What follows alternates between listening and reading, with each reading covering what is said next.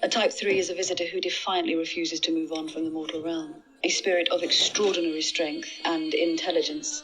It thinks, feels, and speaks like you or I, but it does that alone and in darkness for all eternity.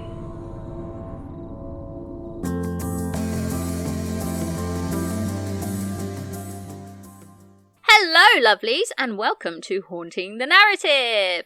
I'm your host for this episode, Natasha, and I am here with... Mairead. Hey, it's Lizzie. And today we are going to be talking about Ezekiel. I'm sure lots of people have many questions about Ezekiel, like, what the hell is he? Why is he gold?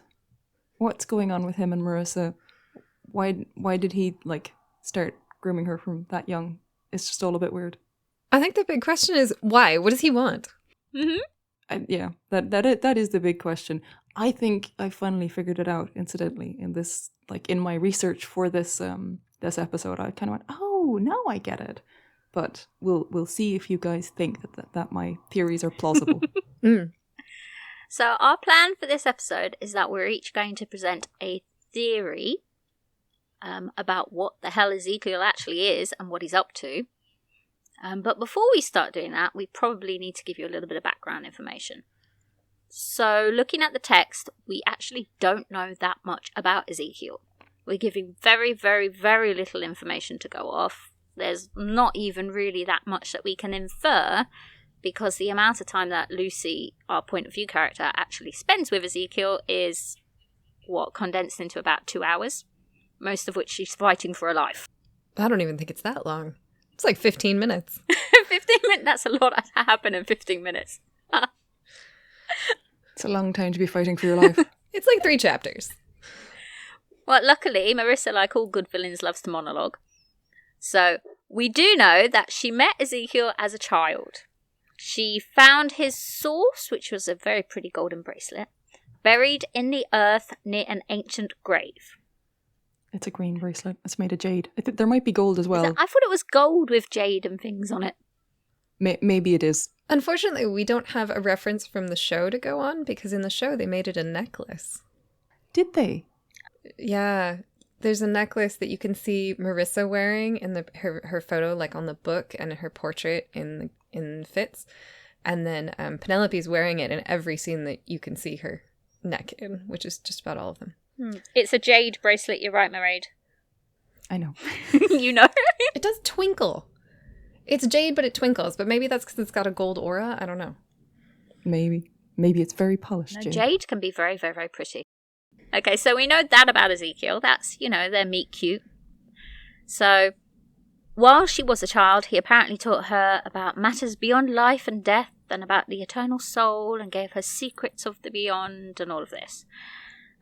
More down to earth, more practically speaking, what Lucy observes about Ezekiel is equally fairly slim. So, apparently he is very golden. He's very luminous. He's almost too radiant to look at. There's a crown of fire dancing above his head. Okay? Inside all of that pretty radiant golden light, there is a tall, slim, vague shape of a man. His radiant golden light becomes a little bit less radiant because it fans about like squid's arms. And those arms often wrap around Marissa. They intertwine with her fingers. They seem to be connected to her during the fight that they have. On top of that, he's got a very pompous manner of speaking. If you've only listened to the audiobooks, then you probably don't know that in the books, Ezekiel's text is a different font. It's italicized, it's bold, and it's kind of curly. That he's got a voice. He speaks like... Can somebody do a voice? Who can do a voice? I don't think so. But Lucy says his voice is somehow golden, which I have a really hard time trying to think what that sounds resonant, like. I suppose it kind of means that it's sort of rich and resonant and mellow. And this is my best attempt at an Ezekiel voice. I think I'm going to have to ask that this be edited out, please, pretty please. See, I always imagine him talking a bit like the Queen, but a lot more bellowing and deep, and yes, come to me, child. Wow, that just sounded like a very weird Santa Claus. Oh no, I think more like Sauron in the Lord of the Rings movies, where he's speaking to Saruman, build me an army worthy of Mordor. Ooh. But like it's coming from everywhere. Oh, I could see that. Now who's shoehorning in talking quotes? I might be making him more scary than he deserves with that. I don't know, he's pretty scary. The whole thing with cracking all the glass in the mirrors and like holding it in place and then it rotates to Lucy and then it goes like flying at her. I reread that in preparation for this episode and I was like, whoa, that's freaking creepy. It is. Stroud writes creepy action scenes so well. It's so cinematic. It's a shame that there isn't a complete adaptation of these lovely, lovely books. Anyway, we only know like 2 more things about Ezekiel, okay? So, like you said, Mairead, he's telekinetic. So he can move objects around, he can control them as well. He's telekinetic, and on top of that, he seems to go black sometimes. That golden radiance will turn black when Marissa's harmed, when he's harmed, so when Lockwood shoots him with a gun, he shines a bit less brightly. And just when Lucy covers his source... Lizzie, do you want to read the quote? The radiant form shrank and hardened, became a dark and bestial shape with glowing eyes and a gaping mouth that sprang at me over the desk, but I'd already pulled the net out of its pouch and wrapped it around the bracelet. The spirit seemed to disintegrate as it came, pieces falling off like twists of burning paper, until it was just the eyes that kept on rushing, and even those grew pale and faded into threads of smoke that were dispersed by fresh air coming through the broken window. And that's the end of Ezekiel. Ooh. That is a really great ending. Like I don't think I've ever like actually slowed down enough to read that properly. The image of the dark and bestial shape just kind of leaping at her like a dog or something. That's so creepy. And like disintegrating in midair. And the eyes still coming at her, the eyes being the last thing to fade. It's brilliant. It's absolutely brilliant. It's terrifying. Mr. Stroud, I want to put your brain in a jar and study it. But yeah, essentially, that's everything we know about Ezekiel. We are not even 7 minutes into this episode, and that is every single bit of canonical fact that we have. Which leaves a lot of space for theories! Unhinged theories! Coming at you. Yeah. New pod jingle. Just me going, unhinged theories! I know you can both sing, so you should harmonize on that. Okay, will I launch in? Would you like to hear? Actually, my theory is pretty hinged. I think of all of us, like you could probably hang a door on my theories. So our plan for this episode, because we want our episodes to be a bit longer than 7 minutes, is we're each going to present a theory, which I think would be, all of our theories are extremely well-founded and logical, but apparently we're going in order from most hinged to least hinged, and I am last, so I'm a little bit offended by that. Mairead's coming up first. You are a resident conspiracy theorist. Mine's very well-founded, thank you. Anyway, first of all, Mairead is going to present her theory, then Lizzie's going to present her theory, then I'm going to present the truth, and then we're going to put a poll underneath this episode for you guys to vote on who you agree with. So, without further ado, Mairead! Did you say further ado? I did. We'll pretend I said ado. Anyway. No, I like further ado. Oh, sorry. Theory's cancelled. I'm just going to repeat further ado. I'm just going to repeat further ado for about 10 minutes. I know, that's going to become a thing now, isn't it? Sorry. Anyway, go. This is... Sorry, beloved listeners, this is because we tend to record late at night and I'm not a sane person after 10 p.m. Okay, so anyway, my very hinged theory about Ezekiel is basically that he is what we're told he is. He's a very powerful type 3. And so the real question, I think we've already said this, the real question with Ezekiel is, if he is what we're told he is, what is his motivation? And to me, like...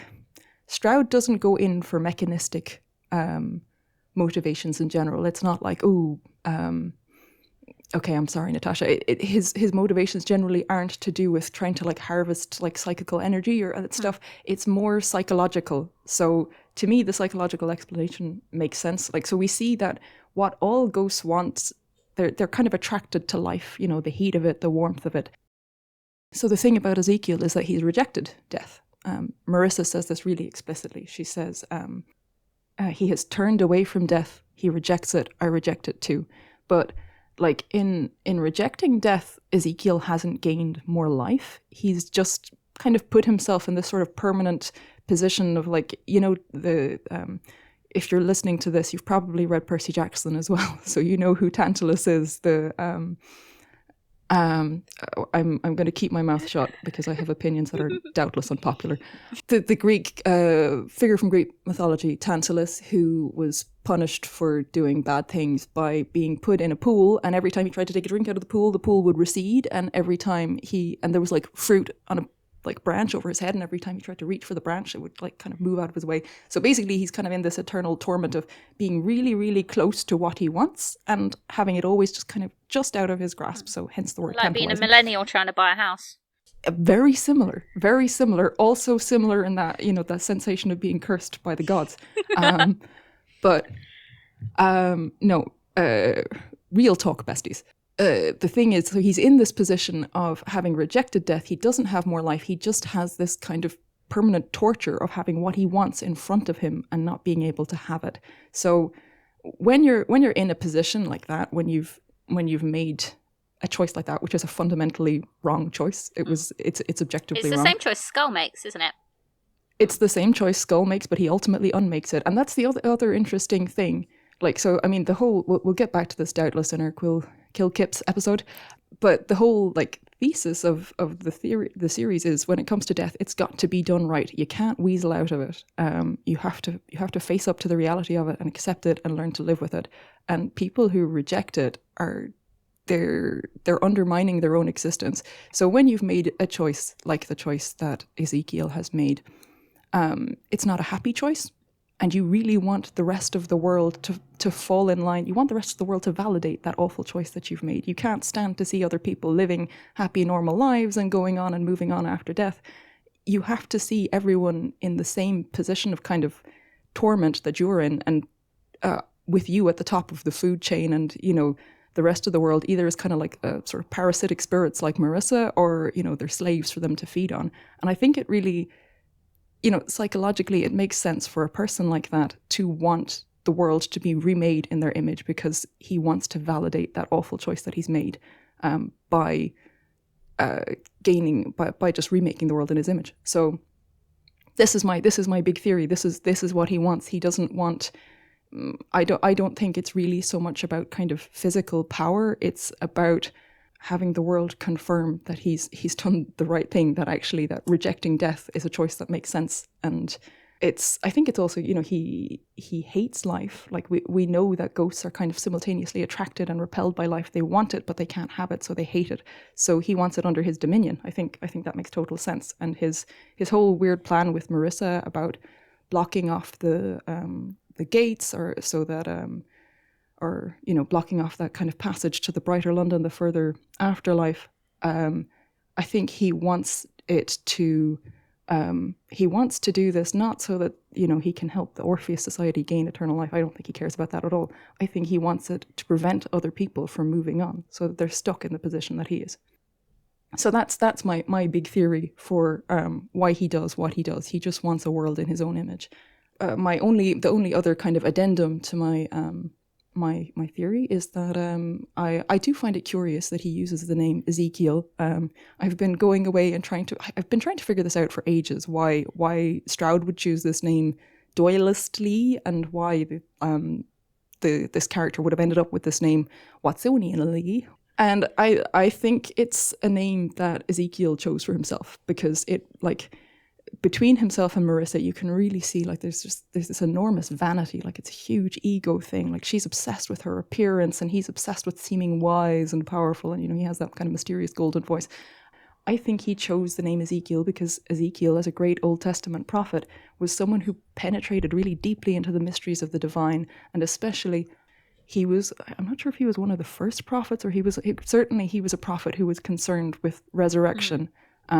And afterlife, which actually, again, I was reading up about this, is not that usual for ancient Jewish prophets, because, supposedly, like, the ancient Jews were surrounded by other cultures who were very obsessed with the afterlife. Like, for example, the Egyptians, like the afterlife, what came after death was a matter of obsession for them. Whereas for the ancient Jews, what really mattered was kind of this absolute loyalty to their covenant with their one God. So, like, the fact that the prophet Ezekiel started talking about the resurrection was it's a bit of a development in Jewish theology. There's no canon, I think, in Judaism the way there is in Christianity, so it's a bit of a dicey thing to talk about. But anyway, this is all this to say, like, I think that there are themes of resurrection and afterlife in and knowing the mysteries that I think would be really attractive to. I just nearly used a very rude word, but just a very arrogant fellow such as Ezekiel. I think that he would really there would be a cachet attached to the name, and the way Marissa describes him as like telling her the secrets of the, what comes after death and all this, it very much, like, choosing a name for himself like Ezekiel very much bears that out, I think. I actually really like that, because Skull doesn't remember his name. And I wonder if Ezekiel, having spent who knows how long in the ground, doesn't remember his name either. He has to choose a new name, and maybe 5-year-old Marissa helps him choose a new name. But do you believe Skull when he says he doesn't remember his name? Debatable. Yeah. No, I think for Skull it's a kind of a matter of self-rejection. But I mean, it would be very thematic if when you become a type 3, you forget your name. Yeah, like you forget yourself. Exactly. You forget yourself. He does remember Bickerstaff very well, though. Yeah, and he remembers a lot about his former life, so... I don't believe him. I think it's a deliberate act of, like, self-rejection. I do think, like, just to read one quote about Ezekiel, about how Marissa describes him. I found him buried in the earth near an ancient grave. He is old, Lucy, and wiser than you'll ever know. He has seen kingdoms rise and fall. He has turned away from death. He rejects it. I reject it too. I've already read that bit. But it's just, yeah, the age, like, the Skull is 100 years old. He's really genuinely so old that it's actually conceivable that he might have forgotten his name. And also, I mean, the thing is, presumably, if Marissa just found him, like, his source buried, like, he hasn't had a person that he can properly converse with in a long time. So, prolonged isolation is, it drives people insane, and presumably that applies to both the dead and the undead, or the dead and the living. So it is, to me, it's very conceivable that he's just kind of forgotten himself and has reinvented something. He's probably forgotten everything except this one, like, kind of overriding fear of death, which he's tried to turn into a virtue, even though it's obviously not. Like, it's a flaw. But anyway, yeah, there you go. That's my big theory. That's a great theory. Mine is not maybe nearly as well developed, and I think I am going to piss Mairead off just a little bit. Go for it. I was toying in my mind with what kind of a person rejects death. The only person we know of who has done so was Skull. And he did it out of fear, I think, more than anything. Because he had already seen a little bit of what was waiting for him by working with Bickerstaff. And so I was wondering, how did Ezekiel, as a human when he was alive, why was he so afraid of death compared to other people? And there are probably a lot of different explanations you can come up with.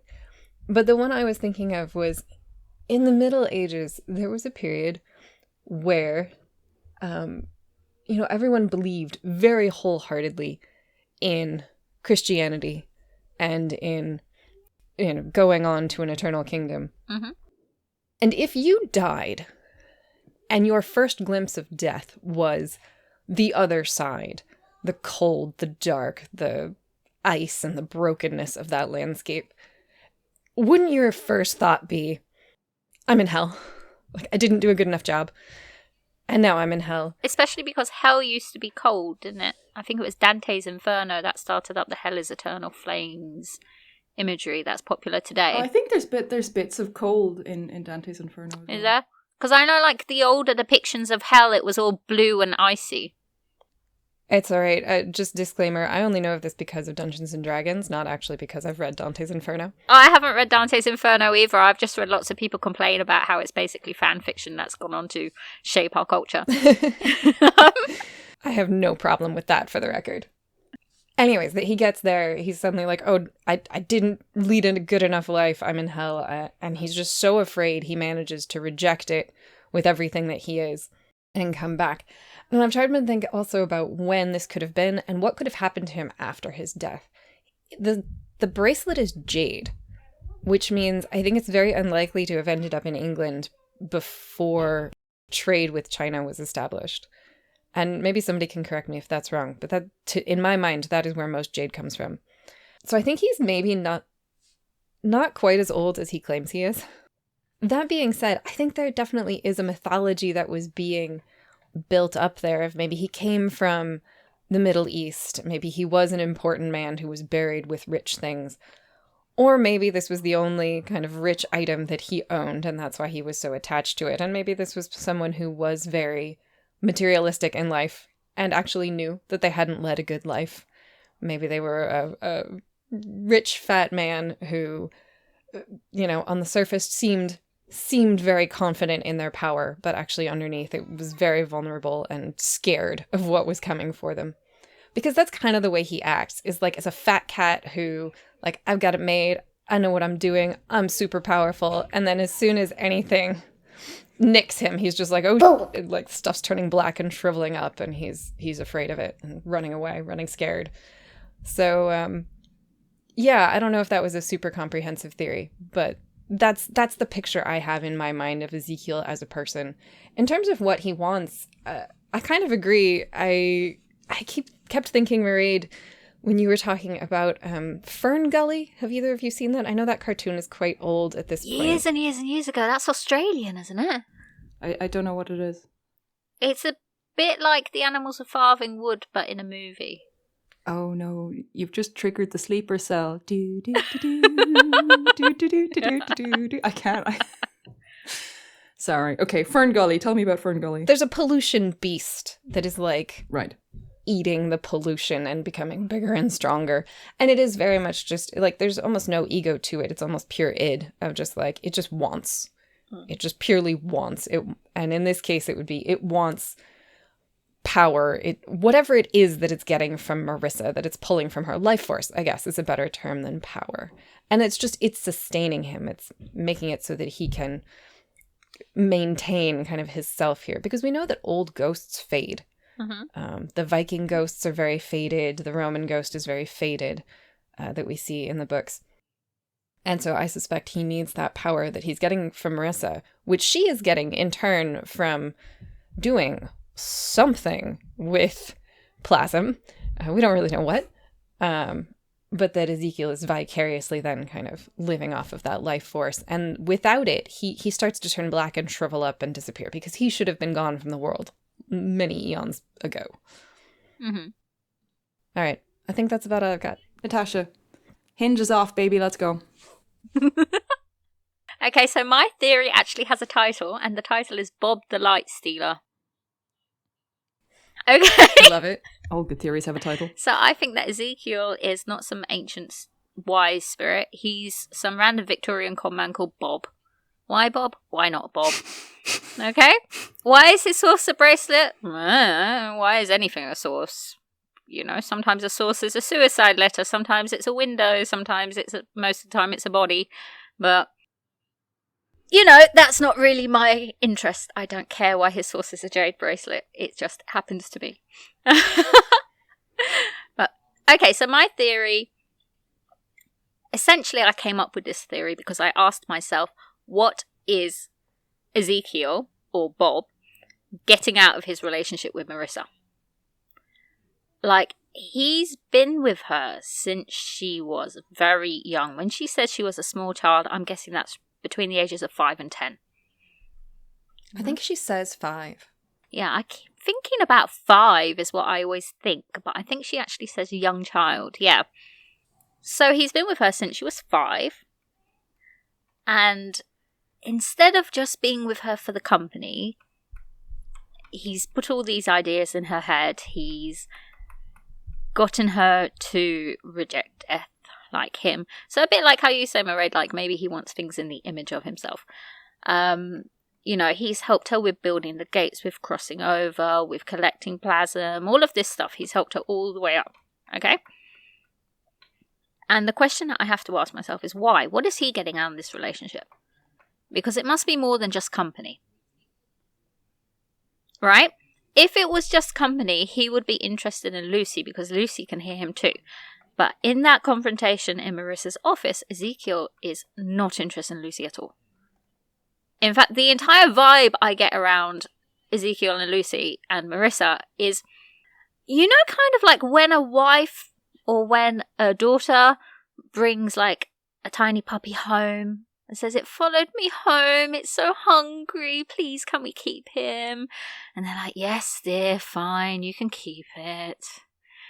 You know, that's the kind of vibe that I'm getting there, you know. Marissa wants Lucy. And I don't think it's because she wants a body or something. I think she genuinely just kind of wants Lucy because like, oh, this is someone who can understand me, you know. And Marissa's she's at the top. She's been at the top for a long, long time. It's lonely at the top.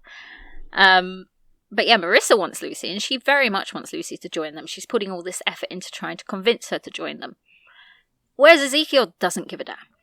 You know, it's interesting. Sorry, just linking back to Mairead's theory that Ezekiel wants to validate his own choices. I think Marissa also wants to validate her choices by bringing Lucy on and getting Lucy to agree with her. That's what I think too. And I think possibly also if Ezekiel is used to having he's used to having 100% of Marissa's attention, he might not want to share. Like Marissa wants a human being to to validate her, to say someone to kind of stand back and admire and say, yes, you are brilliant and you have overcome death. My goodness, and your hair is so shiny. And Ezekiel is like, no, you're supposed to be admiring me. You know, don't get your own little peon. Worship me. That's what you're supposed to be doing. So I think it's kind of jealousy. But anyway, continue with Bob. He may not want Marissa to build up her own ego, right? If he's known her since she was 5 and she's admired him and feared him this whole time. Mm-hmm. Exactly. You don't want your... So this is the thing, right? Marissa's known him since she was 5. I mean, we're all adults. I don't know how old the listeners are. I'm going to pretend you're all adults. But like, even now, like, I think about my grandparents and I know that they are people with faults. But ever since I was very small, I have always had this impression of them as these ancient, wise people who just know everything, right? Because that's, you know, how they appear to you when you're very small, and it just stays with you. Throughout your whole life, it stays with you. So the fact that Marissa thinks Ezekiel is wise and all-knowing doesn't really account for much. And I say this doesn't really account for much because despite Ezekiel being wise and all-knowing, Marissa and Tom are experimenting. They don't know what they're doing. They don't know how to stay safe. They may know how to open a gate, but they're probably figuring that out as well. You know, they're figuring out what to do with the plasm. Problem, you know, it ramps up very, very slowly because they're crossing over slowly. Maybe that's partly because it takes some time to find the right sources. But again, I think a lot of it is because they're experimenting. They're trying to figure out what works. Even when Lucy asked Marissa in her office at the end of TEG, Marissa says, in theory, you drink it. In theory. Yeah, no, I agree that they do not know very much. And that makes sense. Even if Ezekiel knows some things, like he has visibility in the same way that Skull does, but that doesn't mean that he knows how to open a gate. Like if he's never seen that happen, how would he know? Mm-hmm. So they're experimenting, and yet she says that he's all wise and ancient and all knowing and that. So, you know, the all wise part isn't true. The ancient part, maybe, but the all knowing part isn't true either. So if we're 2 for 3 already, why not 3 for 3? Mm-hmm. So, you know, Bob, this Victorian type 3, you know, finds this little girl who's like, oh my God, a ghost. And he's like, yes, child. He's a conman. He's a showman. He likes to put on a good show. I mean, you can see it with the golden light, the fiery crown. It's a coronet, isn't it, of radiant golden light, and the arms all over the place. And how he holds up the mirror, shatters it, you know, all of that cinematic thing. That's all somebody who puts on a good show. So somebody like that. I think he even asks Lucy to beg. Mm-hmm. Yeah. For her life. I did just notice that. He's putting on a show. He knows how to put on a show. So he's not going to tell this little girl that his name is Bob. He's had a lot of time sitting in a field. I mean, she says near an ancient grave. That means nothing to me. I'm from the UK. 90% of the UK is near an ancient grave of some sort. Okay? It's not special. There's a car park down the road which has got part of a Roman wall inside of it. Being found near an ancient grave means nothing. Unless you're 5 years old and you've got somebody in your ear telling you that, oh, it means I'm so special for your whole life. So things that we hear when we're small, if we keep hearing them as we grow up, we don't really question them because they're just facts in our mind, aren't they? Mm. And if she never gets out from under his influence, she never goes and thinks about it. I don't know if we'll talk about Marissa more in a separate episode, but I like that as just she's a sociopath. And that makes sense if she's got this charlatan ghost or any kind of evil ghost whispering in her ear since she's 5, that she's special and no one else matters. Yep. So Ezekiel, why the name Ezekiel? I've got to say, I mean, I grew up going to church most Sundays. My family wasn't particularly devout in any way, shape or form. But I always remember the name Ezekiel because you'd be flicking through the Bible and like, what the hell is that? You know? Victorian ghost, maybe 200-year-old ghost, max. You know, again, he's going to know the name from the Bible. It sounds fancy. Let's go with that. He's a showman. He's a conman. Okay? So now we ask the big question. So what does he want with Marissa? Why does he go through all of this trouble to keep Marissa alive? That's the biggest question. Okay? Because the way he's kind of groomed her, if she dies, she'll probably be a type 3. They can be friends in the afterlife, boss of buddies. You know, it's not like he's going to be lonely like Skull. If Lucy carks it, Skull is screwed. Mm-hmm. Okay? Marissa dies, Ezekiel's still got his bestie. So they'll be good. So why does he want her alive? That's the next question. And for that, I think there's a couple of like lines in the text that you can look at. So one is Marissa says to Ezekiel, she has the gift. Never says what that is. It's assumed that it means that she's a very strong listener. But if that's the case, you know, I mean, lots of people are very good listeners. So I kind of wonder, in The Hollow Boy, Skull says to Lucy that she shines like a beacon and it attracts all dead things. And in true Lucy fashion, she doesn't give a damn about that. And in true Skull fashion, he never elaborates on it. But, you know, Marissa's saying, Lucy, you're just like me. Lucy has this gift. Ezekiel's standing there all glowy and pretty in a way that most ghosts are not. I think that glow is Marissa's. I don't think it's Ezekiel's. So Marissa's got this pretty powerful golden shiny glow. Maybe it's warm, maybe it's not, I don't know. And Ezekiel likes it. Whatever it is, he likes it. He wants to be in it, he wants to stay in it. If she dies, that glow goes too. Right? Mm. So he wants it, he wants to stay nearby, so he wants to keep her alive. That's my theory. And that's why when like Marissa gets hurt, it goes black. Because it goes black when Marissa gets hurt, not just when Ezekiel gets hurt. When Marissa gets hurt, it goes black. No, I agree. I think the imagery in that scene is very much like he's pulling something from her and it is fueling him. So that makes sense. I don't know if it's fueling him so much as just maybe it feels or nice. Something. It's the where the glow seems to be coming from. Maybe it's just nice. Well, maybe it is. I mean, it does seem like Marissa can't, like Marissa has to be near him. Like there is definitely a moment where they get kind of too far apart and they can't really get further apart, isn't there? She runs after him. I think she even like gasps in pain or something and runs after him. Yeah. They're very much interconnected at this point. Yeah, it's like he's sustaining her in some weird way. I do want to call out a couple more theories that I've tried on and rejected. One of them is that Ezekiel wants to do the same thing that Marissa has managed to do, which is to take over a body. Mm-hmm. Mm. And I just don't think that's... Like, if he could do that, he would have done it already. So I don't think that is likely. I think he's fairly happy. Or if he wanted to do it.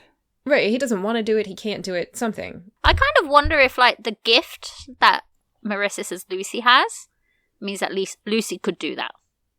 Oh, yeah, I think so. I wonder if it means that, like, her plasm or her soul is so strong that she would be able to body hop or astral project or whatever. You know, and it may not be about strength. It might be about something like a flexibility. The whole standing in two worlds at once, death and life. Yeah. Like, it's not as tethered to her body as maybe some people's is. She's able to reach out more, reach into death, reach out to others. I like that. Another theory that I think I sort of alluded to, which is kind of the picture that Ezekiel certainly paints of himself. You could say maybe he was a 2,000-year-old dead prophet Mhm. who died in the Middle East. Somebody during the Crusades picked up his jade bracelet and brought it home because they thought it was super cool, and then maybe they were buried with it, and that's why Marissa finds it near a grave. And he literally has been around for thousands of years and has seen kingdoms rise and fall as he claims. I suppose that's possible, but I actually prefer Bob the Light Stealer. I prefer the theories where it's just like, nah, he wants you to think that. Just a note on the jade. Sorry, I'm living up to my podcast pedant reputation. I did just Google, and apparently there are natural European sources of jade, which would have. So there's like, yeah, there would have been. There are jade artifacts from There are, yeah. There's Anglo-Saxon. There's even Celtic, like, instances of jade. Yeah. There's not too much in the British Isles, but we were trading all over Europe then. And even when you say Chinese jade, the Silk Road was around the Byzantine Empire, which is practically Roman times, you know? Well, the Byzantine Empire, or however you say it, is the continuation of Rome. It was the Eastern Roman Empire. So, as far as they're concerned, they're still Rome. But yeah, I think in terms of, I mean, I tend to go with like the simplest explanation most of the time when I'm interpreting text, and that's why I like my one. It's just I don't assume that people are lying unless I have a really like concrete, or I don't assume that Lucy is a totally unreliable narrator unless I see her directly contradict herself. I don't assume that this guy is lying about absolutely everything he says unless we had. I mean, the thing is, because we know so little about him, there's nothing to say he's not a con man named Bob.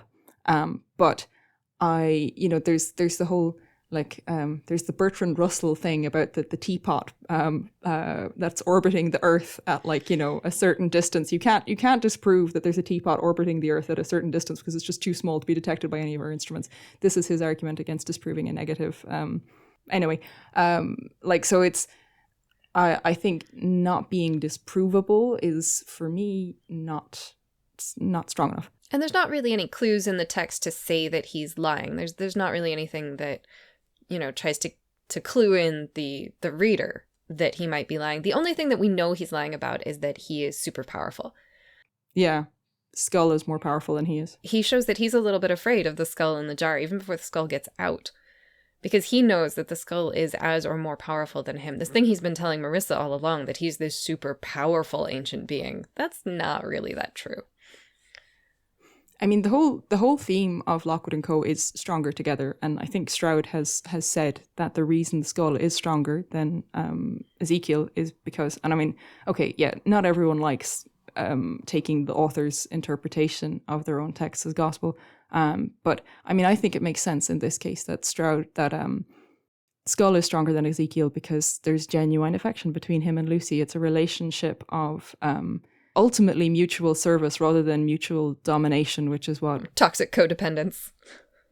I mean, all the way through the books as well, like even on a mechanical level, you see that emotions are psychical energy. People feel that a ghost feels sad, it's in love with something, it's, so having those emotions, when ghosts get angry, they get stronger.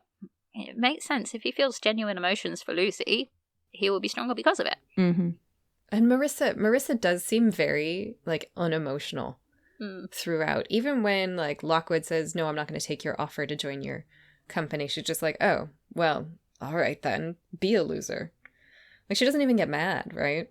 Surprise bomb. Maybe all of her emotions are being sucked out of her by Ezekiel. But the interesting thing with Marissa, I think, is she doesn't really take a lot of interest in Lockwood Co until after Aikmears. Which, okay, obviously Aikmears was a massive case, but so was Coombe Carey. I mean, Coombe Carey was arguably a little bit bigger as well because it was just the three of them in Coombe Carey. So, I don't know, but she takes an interest in Lockwood Co after Aikmears, which would have been when Bobby probably put in his case result that Lucy has a talking skull in her bag. Maybe.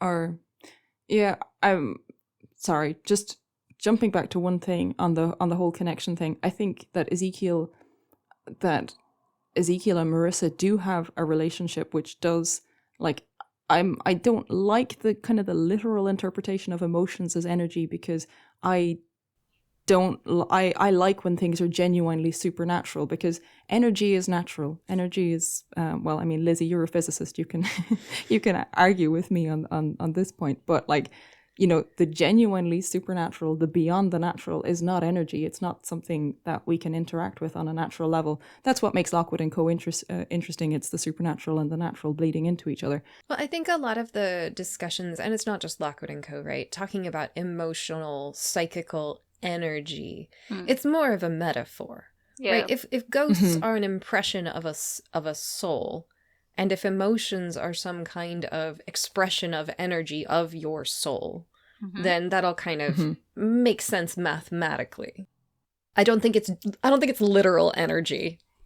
No, but I do think it gets confused in these kind of like the light stealer argument. It starts to kind of bleed a little bit into what if this is like some kind of actual like energy, like the kind of the natural kind, and that's where I kind of go, but I want it to be supernatural. What I like about Lockwood & Co. is how the supernatural does come kind of so down to earth and become so natural, though. I mean, like, there are almost, you know, there's physical laws governing how it works within a certain frame. Like, you can block things with silver, with iron, with salt. These things work. You seal a source and you cut off the power. You even cut off like the psychic enchainments and stuff. Whatever La Belle Dame had going on for her, you know, in the middle of the day, Charlie Budd was still under her control. But once her source was sealed, he was fine. It all operates by symbolism, though, really, rather than, you know, it's not. We never learn why iron and silver and salt work. I mean, traditionally, I think they were symbols of purity and strength, and that's why they're always associated with warding off evil. Well, and there's a theory that that's because they're antibacterial materials, and so they did have some ability to. Yeah, yeah, but at the same time, like we don't. It's not like one of these books, like, you know, where I don't know if you've ever read like an urban fantasy book where vampirism is just like a virus, and I'm like, shut up, can't anything just be supernatural? I like the ones where like you're trying to ward off vampires with your holy symbol, and it only works if you believe in it, because it's the belief that actually does the work. It's boiling down to intent, and I really like that, because you can say, like I always say in Lockwood & Co., it seems that the strength of a ghost touch depends on intent as well. From the ghost. Yeah, of the ghost's intent. Like, do they want you dead? You're dead. Is it just, did they accidentally drift through your entire body? Oh, well, you can be recovered. Do they want to lick the sugar coating off of your soul, like Ezekiel does to Marissa? Then you're fine. Ish. For some value of fine. All right, we should probably wrap up. So, that is our 3 theories, and then a bit of chatter for some context. Beneath this episode, you're going to find a poll. Pick whose theory you like the best, or fill in the other thing and tell us why we're all wrong.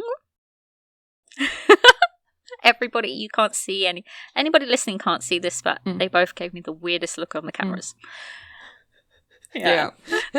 I'm not wrong. We can't possibly be wrong. We can't all be wrong. I'm sure, you know, now it's a challenge. People are all going to tell us why we're all wrong. Anyway, thank you very much for your time with this episode. You know what? There are links underneath this episode to our website, to our Tumblr, to our Twitter, to our Instagram, and to our email. So if you want to get hold of us, there are many ways to do it. Yeah, just don't ask us what they are. So thank you very much for listening, and we will see you next time. Goodbye. Good night.